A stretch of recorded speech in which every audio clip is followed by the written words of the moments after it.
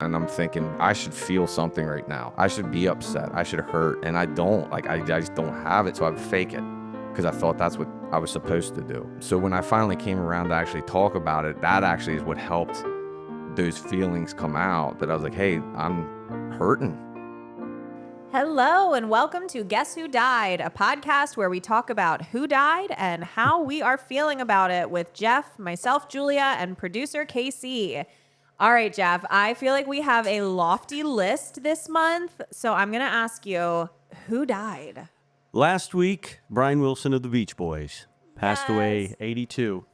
His birthday would have been today. Wow. I saw that and I'm like, that's the one I'm bringing. Wow. And it was just, I mean, he had been dealing with some health issues, mental health issues all through his life. Genius. The Beach Boys they were one of my mom's favorite bands. And I remember getting her box of 45s, and she had a ton in there. And, you know, just it's a tie to mom, and it was it's a pretty big loss in the music business. He was 82, so he did a lot for the music world. His brother Dennis passed away in the early 80s. He was the drummer of the Beach Boys, and Michael Love and he had fallen out over the years, and they had split versions.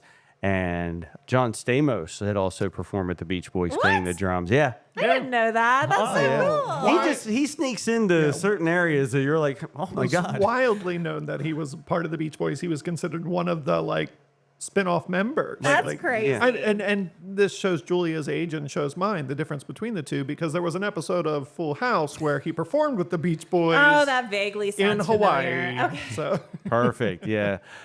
So I'm thinking I really got to get my mom's records from the basement before they get Yes. lost to whatever. Seriously. Well, Casey and I had a little bet going about who you were going to bring today to Who Died. We try not to talk about it off air, but he said he thought he knew.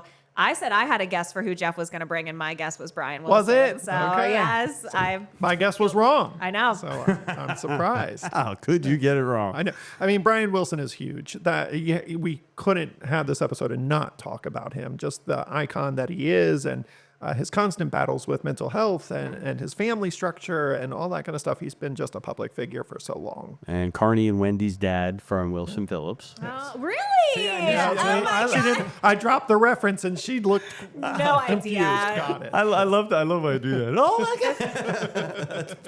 And honestly, even that, my reference for Wilson Phillips is the movie Bridesmaids. Yeah, That's yeah, pretty much, yeah, all of this is even above me. Yes. But, well, speaking of music, there was a tragic death this month, a twofer. There was a plane crash, and music producer Dave Shapiro and former drummer of The Devil Wears Prada died in the plane crash.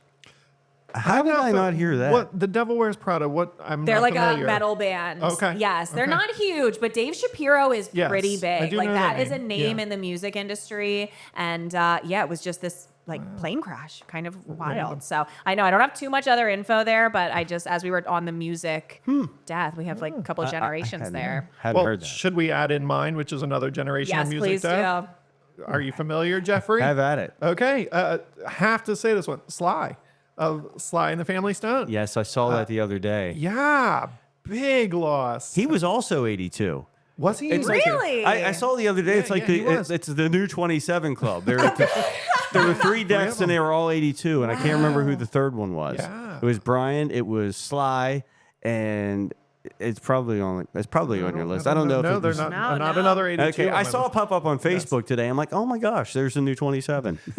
So I have to say this because I'm looking at Julia to see. Do you know Sly Stone? I know the Family Stone. Okay, because this was a thing for me, and admittedly, I was not as super familiar. I went on a trip to the Rock and Roll Hall of Fame, and when we did this, it was a group of friends, and we all said we're each going to make a playlist, one song from the one inductee of each year to get us out to Ohio, then back. I like it. And my one friend chose Sly and the Family Stone, and I thought, who is this? What is this even? I don't know this band. How are they even in the Rock Hall? And then when she started playing the music, I was like, oh, of course, Yes. of course. So the Dance to the Music is just huge. I know. And I swore Jeff would bring that because you are such like a funk music kind of person. I am a funky guy. Now, Brian, I was like, with the Beach Boys, it would be, I got the greatest hits on cassette and CD. And as soon as it hit 70 degrees and sunny, Yeah. that's the first thing I put in my cassette deck. Yeah. My cassette deck. I said, Oh. and windows down and just cruise and have the Beach Boys on. That's why I could not bring it. Yes. But Sly, I saw that the other day. I'm like, that's probably going to come up in the podcast. And you know what? I don't know, so don't quote me, but I think they just did a documentary on he. Because vaguely rings I a remember bell. seeing it and thinking, oh, I'd like to watch that, and just talking about his influence on music and the It's whole called thing. Sly Lives, available on Hulu. Just came out this year. He's on it. On it. Yep. Almost like a producer over Right. there. Anyway.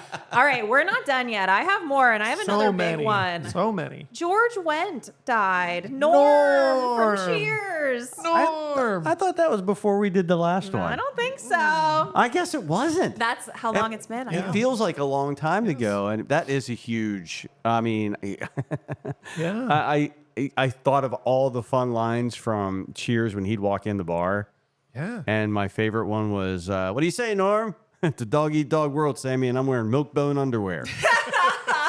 I love that line. Nerd, That's the Norm. best. Where's your George Wendt relationship, Julia? Cheers. You are Cheers. Yes. Okay. Later in life, I watched Cheers. I binged it pretty hard. That but makes sense. yeah, no, I did not. I was not connected to that at all. Okay. Yeah. Did you watch Frasier before Cheers, or Well, since I didn't have cable TV growing up, pickings were slim, and Frasier was one of the shows that was on, and so I would kind of begrudgingly watch it, and Yeah. so I guess I saw him on that, but not a fond memory. yeah, Wishing it was a cartoon. big loss? He was a big personality, and Oh yeah. yeah. So he was 76. So Yeah, he had a pretty decent life there. You did. I remember his character in Fletch. Oh yeah. There's another thing that like one off of George Wendt that most folk. Jason Sudeikis is his nephew. I didn't know Wow. that. Yeah, there's some relation. I want to say nephew that he and Jason Sudeikis are connected. Very interesting. Yeah. All right, didn't know that. Oh my. All right, I'll take a break. going. Casey, who do you have? All right, let's go down to. There's like a few that we have to talk about. For me, Jonathon Joss. That was my only other Was one. that I your had. other one? Yes. And Jeff is looking at us like he doesn't know. Okay. No. You will. He is a name that's not super familiar, but to me, Julia, And is to me. you as well, is Chief Ken Hotate. Oh, no, not me! He's Parks and Rec. Oh, yes. Oh, he yes. was Chief Ken on Parks and Rec, and he was so good at the deadpan and, playing a stereotypical, like he just did it beautifully. Yes. But then more widely known, he was the voice on King of the Hill for John Redcorn. No, you didn't watch King of the Hill. I Okay. didn't watch either of them. Oh gosh. Oh, well, my Parks gosh. and Rec definitely highly You must- recommend. yep, yeah, you King of the Hill. John Redcorn is a lovely, wonderful character who was voiced by two different actors, both of whom died tragically. Right before the reboot. Yes, I know. King of the Yes, Hill is in it's the news coming right back. now They're because coming back. they're doing grown-up version. But Yes. yes, this was actually a horrific murder. Hate crime based. I know. I did not know that. I know. So Jonathon Joss, that was a huge one this month, and a lot of support coming out for his community, Yes. but Yes. devastating. And he did much more than those two roles. That's He's just been what he's in a known lot, for. but those are like his breakouts. And just a heartbreaking loss there. Very. Yep. All right, I'm done now. It's on to you. All right. Well, there's a big one, Jeff, we have to talk about. Which one? Anne Burrell. Oh, right. Yeah, that popped up the other night. And she's Yeah. 55 years old, Yes. sudden death. Her husband found her in the shower in the bathroom. Yes. Unresponsive. And Yeah. it's still out there to figure out what's Yeah. going on Yeah. or what had happened. And I didn't watch a lot of cooking shows, but the ones that I did that she was a part of, especially with Bobby Flay, because they just had a good relationship, Yeah. she was fun. Yeah. To me, when I was young and trying to learn how to cook because I didn't have a girlfriend, I never thought I'd have one. So I was like, I got to figure out this cooking thing. Iron Chef was my go-to show. I was like, I'm going to learn how to cook, which is where I picked up Bobby Flay and the whole nine. And she was the sous chef for Mario Batali at the time. And she was just this badass woman who like stood up to the men, like she was a sous chef, but it wasn't like your second. She controlled, and every time Mario won, it was like, yeah, but you had Anne behind you. And she was just awesome. a powerful personality, and will be missed. Absolutely. Absolutely. That was a big list. Are you bringing more? No, I'm not. I've got more. I can certainly go down that list, but in the interest of time, because we have a great guest today. We have an amazing guest today. I have been chomping at the bit to get him in the studio and get Jeff to meet him, because this is a dear friend of the pod, has been connected to us for quite a while, and has a fascinating story of how healing doesn't always go in a straight line. So I'm excited to hear more from our guest, Adam, when we return on Guess Who Died? Olivia's House is an independent, freestanding, nonprofit grief and loss center that supports children and their families before, during, or after a loss, all at no cost. When death enters your house, you are welcome at our house, where families are met with professional care, expert guidance, and resources for children and teens of any age. Nestled in central Pennsylvania, Olivia's House continues to be the premier independent grief and loss center. Welcome back to Guess Who Died. I'm Jeff, along with Julia and producer KC, and we want to welcome our guest. It turns out I've met him before. Welcome, Adam Martin. Thank you. I'm happy to be here. Thanks for inviting me. I made a whole big spiel about how I can't wait to introduce you to, and now here I am, tail between my legs. You've already met, but so glad to have you here in the studio. You. Welcome. Well, Adam, you saw the name of the podcast. You asked me if this was a game show. If this was a game show and you ring in and I ask you, guess who died? Who in your world died? Well, when I was a teenager, my brother was diagnosed with leukemia. I was 16 years old, and I was actually away when I went to military school. So I had some issues in public school and was decided to go. So he's diagnosed with leukemia, came home, recovered, was re-diagnosed with leukemia a summer later. And after trying to get a blood transfusion, he passed away. Unfortunately, none of us could be a donor to him, so he had to use his own blood, and it just didn't take. From that, it was a bit of a different situation for me because I wasn't home. I was away kind of by myself. So real quick, had to figure out how to deal with these emotions. And I'm one, and I've been honest about it. When I've talked to other people about it, I did a terrible job of dealing with those emotions and did a lot of self-medication, hiding, not facing the pain and the hurt that I was going through when it happened as a kid. So with that, I've been able to, over the years, come to the conclusion I've faced that fear, faced it, dealt with it, and now can talk with others about, hey, it's okay to hurt, it's okay to slip up, it's okay to try to figure out how to do it, but just to really honestly reflect with yourself. And I think that's part of, with that trauma that comes with it. If you don't look at yourself honestly and say, hey, this is something that's hurting me, it's not going to get fixed. And that was a hard lesson to learn. Well, and being 16 years old, that's similar to, it's my sister when my dad passed, and she didn't face it either. And she didn't really know how to do it. She didn't have the tools to do it. And how did it make you feel when you were finally able to just talk about it? At first, it was almost like I was stunned that I could do it and that it was okay, because I think that was part of it too, is not knowing and being young, not knowing, like I can remember the stages of the numbness that you would feel. And I'm thinking, I should feel something right now. I should be upset. I should hurt. And I don't. I just don't have it. So I fake it because I thought that's what I was supposed to do. So when I finally came around to actually talk about it, that actually is what helped those feelings come out, that I was like, hey, I'm hurting because of this. So it was many years. I was in high school. I went through college. There's a lot of drug abuse and alcohol use and putting myself in positions that I shouldn't have done until I was probably into my 20s, where I could actually say, hey, his death hurt and it's messed me up for a while, and I need to face it and figure out how to heal from it.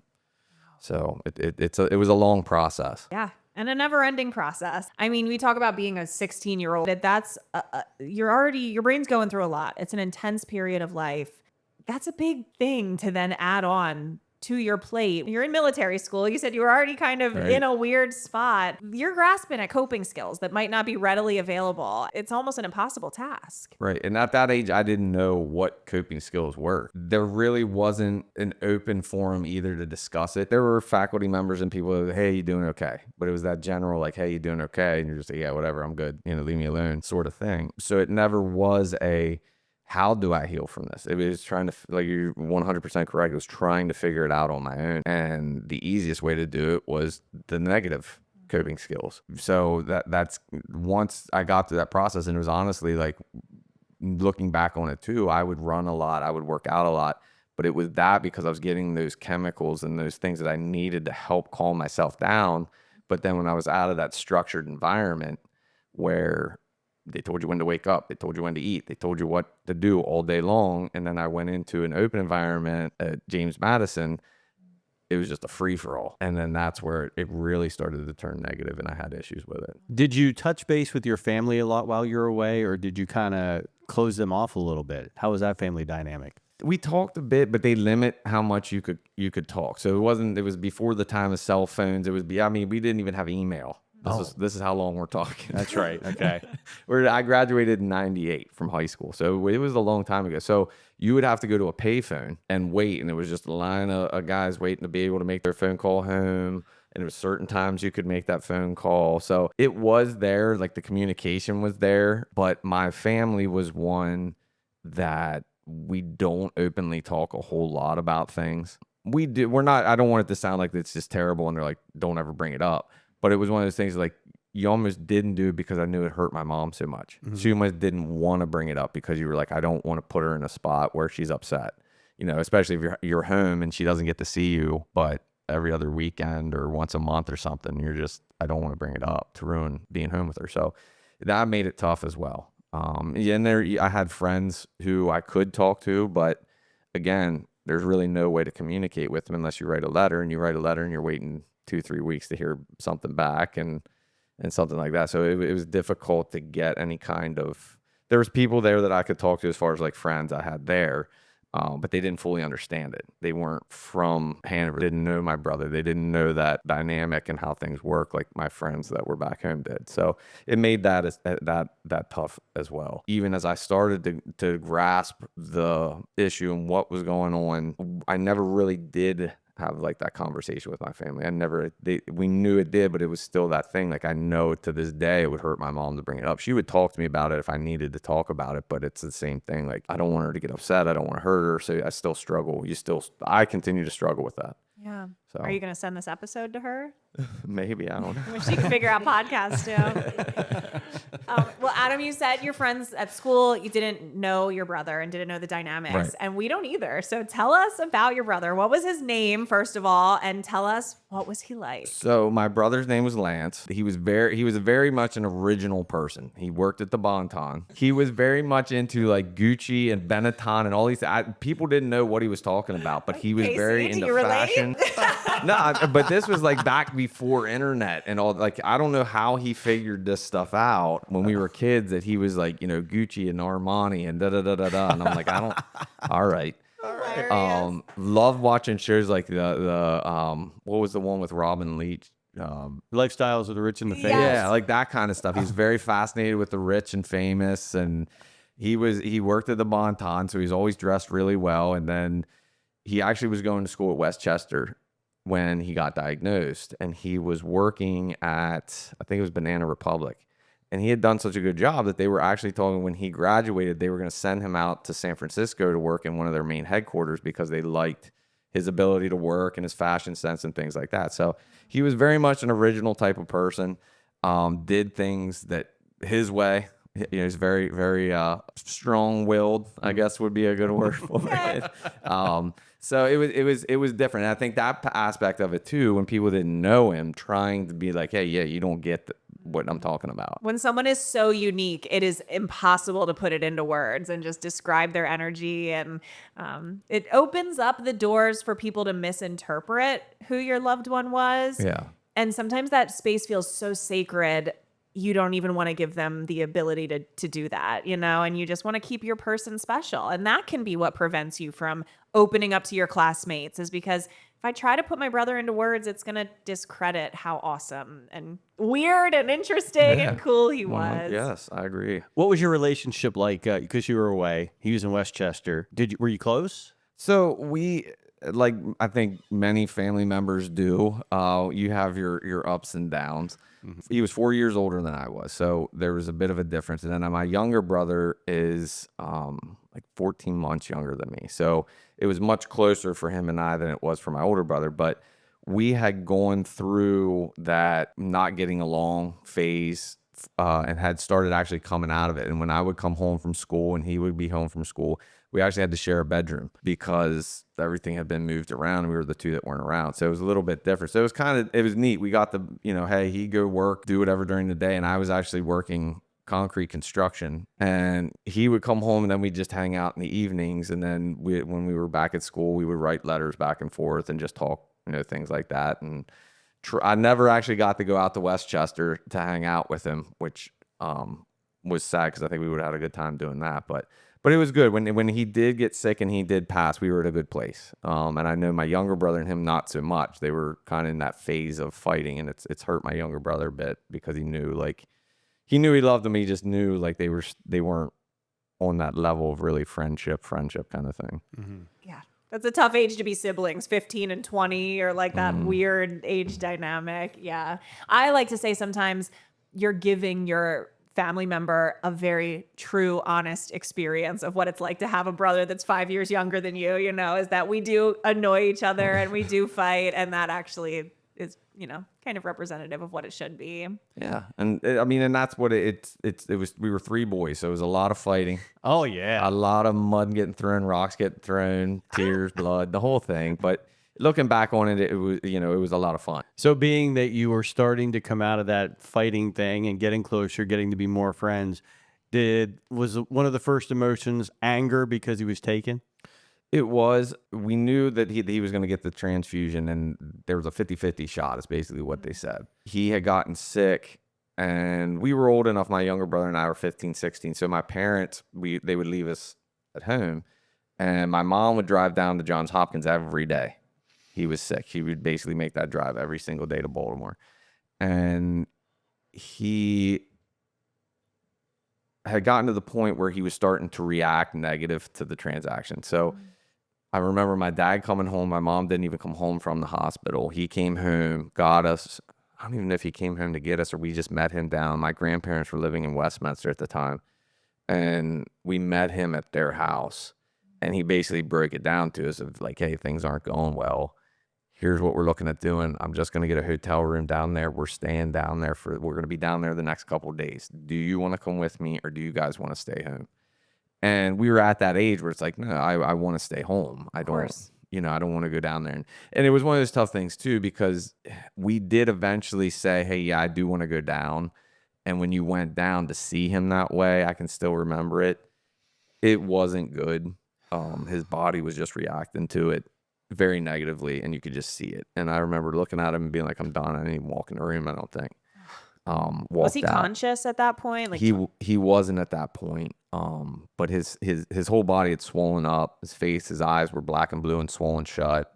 But they had him on painkillers and stuff that he just was basically in a coma. The day it happened, I had actually gone with some friends out to York, and we were hanging out, and my mom had called, and she was upset with me because she said, don't go too far. Well, in her world, York is too far. Oh. So I had gone too far. She goes, hey, I need you to get home right now. You shouldn't be out there. I told you not to be there. Okay. And I remember making the drive home and just thinking this isn't going to be good. And my friends that were with me knew it was a very quiet car ride. And it was just basically, hey, let us know if you need anything. I went in. As soon as I walked in the door, my mom said, he didn't make it. And I think I opened up the door and the neighbors were there. And that was a pretty good sign that, when somebody passes, dies, that everybody starts showing up. So I kind of had an idea it was going to happen.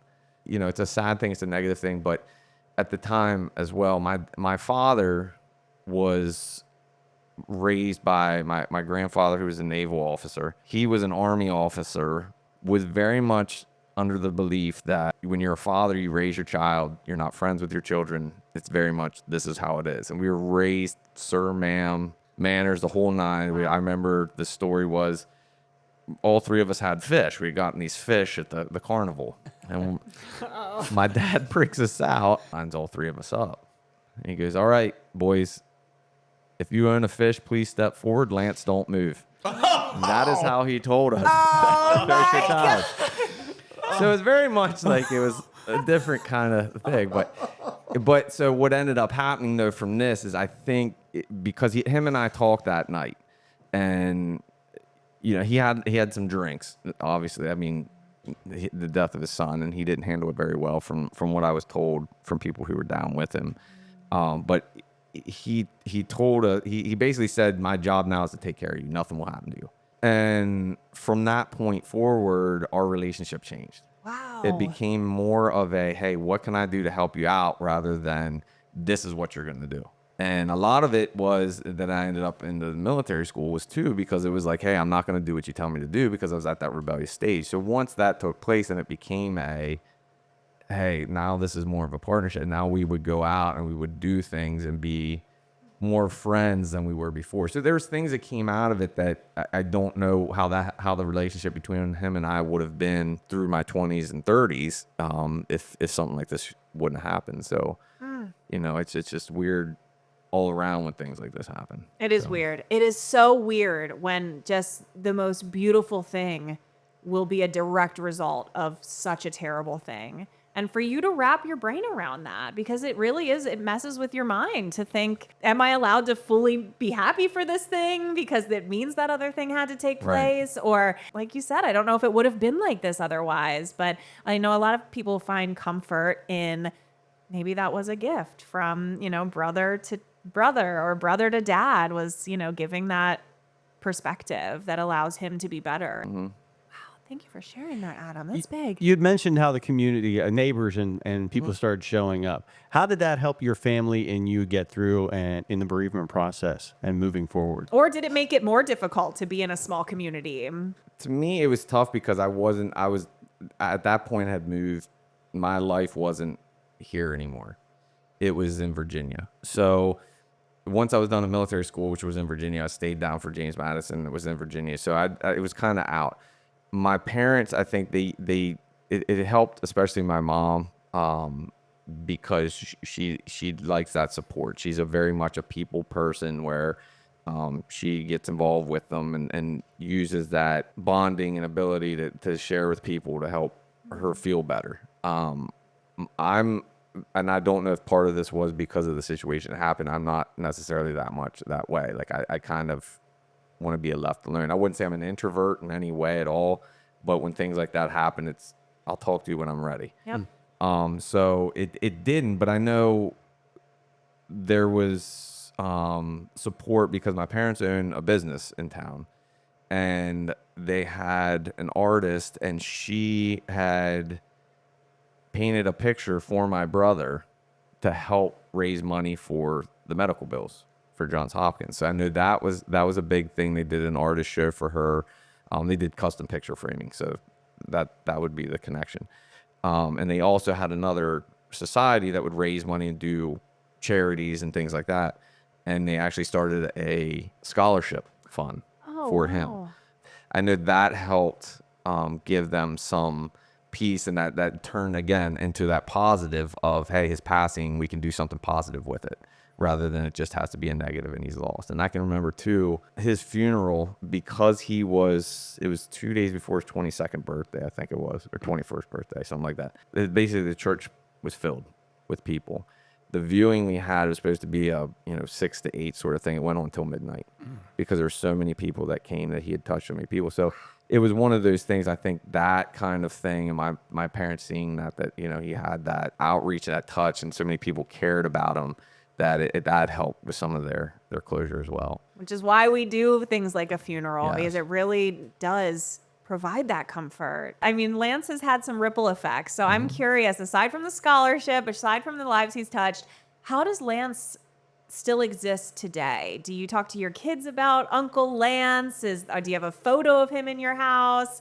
Where does Lance come up from? My kids know. They know Uncle Lance, and my mom will talk to him about him. I'll talk to him about him, so they're very familiar with him. I just found actually that it's funny you asked that. I think it was 2 days ago. I found a picture of him dressed in the suit at one of the counters at Bonton, and my son was with me. He's like, "What is he doing?"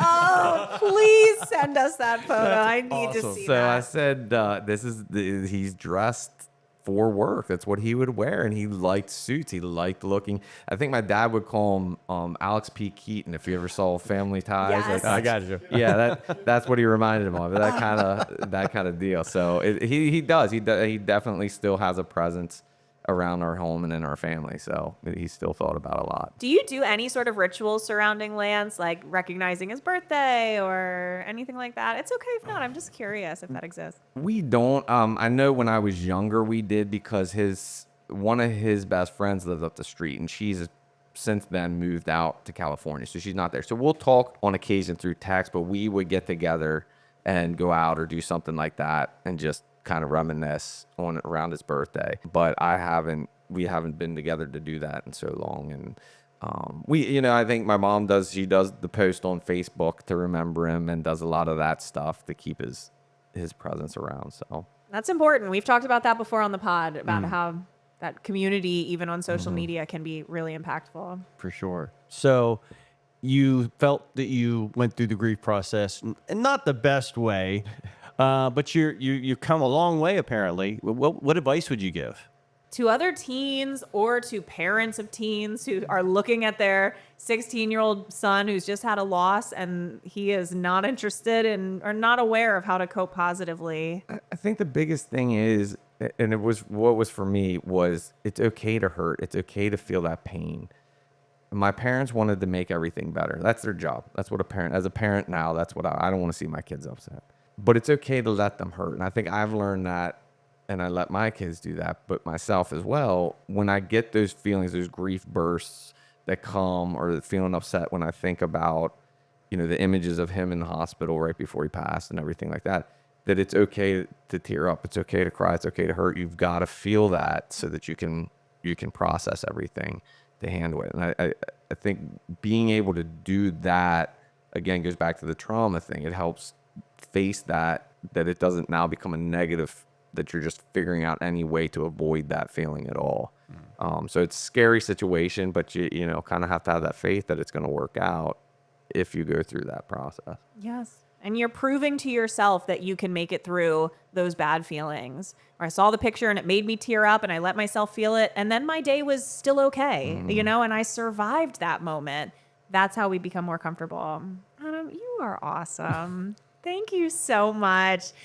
Jeff, any last questions for Adam? I'm just sitting here when you told me about Bonton. I was wondering if I ever came across him. I was living in Hanover at the time. I'm like, would I have run into Lance at some point? I might have seen him. Yeah, it was the early 90s if you were out there shopping. I would have been around. Yeah. Who knows? And I am losing my mind at your son looking at that picture of Lance the way we would look at like a watchmaker from the 20s, like an old like sepia tone photo. Like, what's this man doing in this old town? It's 1996. Oh my gosh. Adam, thank you so much for being here today. You have been an amazing guest. I know your wisdom has helped a lot of listeners. So, well, thank you for inviting me. I really appreciate it. Adam, before we let you go, we have one final ritual. I know you said you're not as big on rituals, but we do something here on the pod. At the end of every episode, we like to cheers to your loved one. So on the count of 3, we will cheers together. 1, 2, 3. To Lance. Thanks, Adam. Thank you. Guess Who Died is brought to you by Olivia's House, a grief and loss center for children. Olivia's House is a community-funded organization that provides comfort and education to families when they need it most, and we are able to keep our doors open thanks to donations from people just like you. Find out ways to support or get support from Olivia's House by visiting www.oliviashouse.org. We are back with Guess Who Died? Jeff, How is it reuniting with your dear old friend, Adam? I mean, I realized right before we went on who he was, and that I talked to him before on the air, and didn't know any of that story. And it was great to see him again. And it was interesting because I don't know that we've talked to anybody that has kind of been secluded in their grief, away from family, being a teenager. I can't imagine. And you're talking about a time, and we can't hardly take ourselves back to that anymore, with no internet, no email, no phones. It was all payphone, lines of kids waiting to talk to their parents. And you're just secluded by yourself in your grief. How do you do it? Yes. And to talk about his shock and numbness, how at the beginning you don't have these feelings, but everyone is expecting you to, so you fake it. I love how he put that into words. And to have to do that at military school, you know, when everything is so regimented, but also just that is such a disservice, I think, that we do to kids. And I'm often educating about this, is they're not going to look how it looks in the movies in those first couple days and weeks and months. It's not that kids cry for 3 months and then they're happy after the loss. It's that there is numbness for a while. And then that anger and that emotion comes in. And for someone like Adam, there's going to be no one there to support you at those times because they think you already did it and they saw it when you were faking it. So I love how his message was being honest with himself about the feelings that he was having and just letting him have them. Julia, that's a great point. My question to you, there are many times where we fake our emotions or feelings. Having lost your dad and being a woman, was that as prevalent then? I mean, and I feel that I'm a unique case because I am a drama queen first. Right. And when something crazy happens to you, that is drama, you know, and a drama queen loves drama. So even 12-year-old me, if I was being brutally honest with both of you, when I first got the news about my dad, I did get a little dopamine hit of, oh, this is good for the memoir. Like, this is going to be good for my life story. And then, but the sadness has come for years after that. That was my first hour of the thought, and I was 12 and I called my ex-boyfriend and then he was paying attention to me. And that's me being brutally honest. Sure. And I'm able to then use that very real lived experience to help these other kids and take that panic out of parents. I don't tell my own story, but to be able to say, oh, it's not going to look like how you think it is. They might be thinking about their own social status or their own, how this is going to work in school. Gosh, I was much older when I lost my dad, but I didn't force anything. I didn't let it all out. I think I was in shock because it happened. And it was one of those, you're numb, you do the funeral. I went on a date the night of his funeral. Yes. After, we had the funeral on a Friday and I had already planned a date. And I'm like, Dad wouldn't want me to not go on a date. She thought I was losing my mind. She was like, we had dinner and she's like, I think this should be the end of the night. I'm like, I'm okay. Brutal. And yet at the same point, you can understand why she would say that now. I Right? look back now and it took me time to get through it. It took me nights out. Yeah. And ending up in a graveyard in the middle of the night crying at his tombstone. Right. That happened. And that's when I was ready to let it all out. Mm-hmm. Whether it was the, having a couple drinks, letting it come out. Yeah. I felt like I wanted to be strong for my family. I held my stepmom's hand when they played taps and they did they shot the guns, the 21 gun salute. And it took a while to really hit. And I think that's so clear. And I'm so grateful that Adam was able to share that message with all of us. Because I think even Julia, your comment, if I'm being brutally honest, please, because that's how we grow. Mm-hmm. That's how we learn. That's how we help each other. So Jeff, the same thing is I think we are afraid to be real with our feelings. Yeah. Because of the outside judgment, like even the date, I'm not saying you should have been dating that, whether you should have or shouldn't have is beside the point. Right. But you felt you wanted to go on a date that night. What else were you going to do? Sit at home and stare at the wall? Right. But it was her telling you, you're not doing this right. Right. This isn't what grief looks like. You're doing this wrong.